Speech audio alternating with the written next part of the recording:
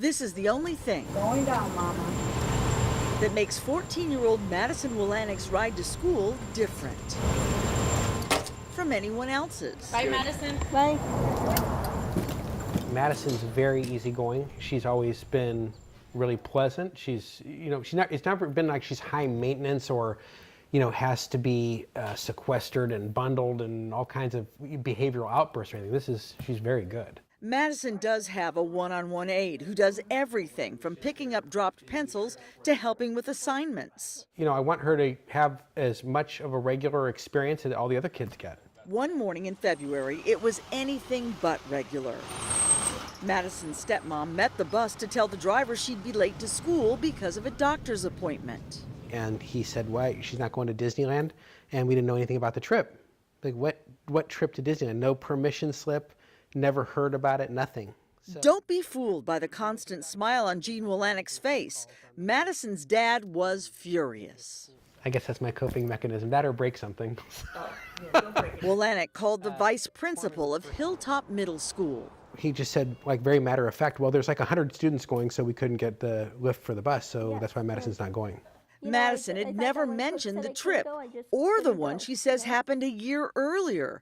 She didn't get a permission slip for that one either. When her dad asked about it, what she told him next made his blood boil. So I'm handing out the permission slips, and I asked Coach, hey, Coach, why is mine not in there? And the principal asked me to have Madison write a statement of events, what happened in her own words. And he told me why I was not going on the trip because the bus has no lift.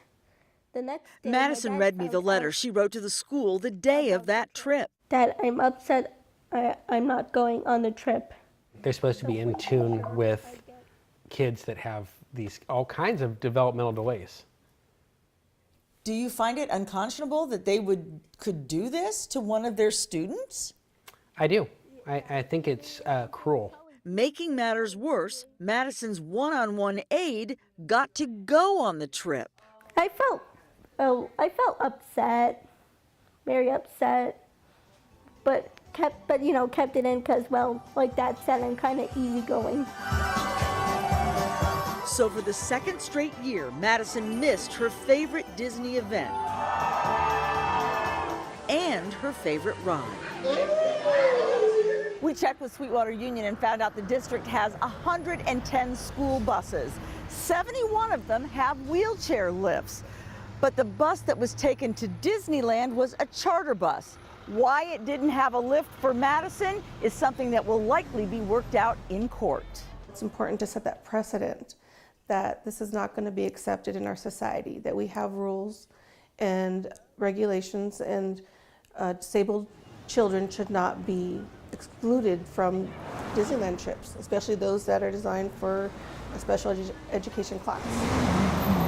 Madison still goes to school every day, even to the same adaptive PE class where the coach had her hand out permission slips to everyone but herself. How dare you just say that? And remember that letter she wrote to Hilltop Middle School? She ended it with a plea. So please ensure I get a permission slip even if he says I'm not going on next trip due to this. Sincerely, Madison.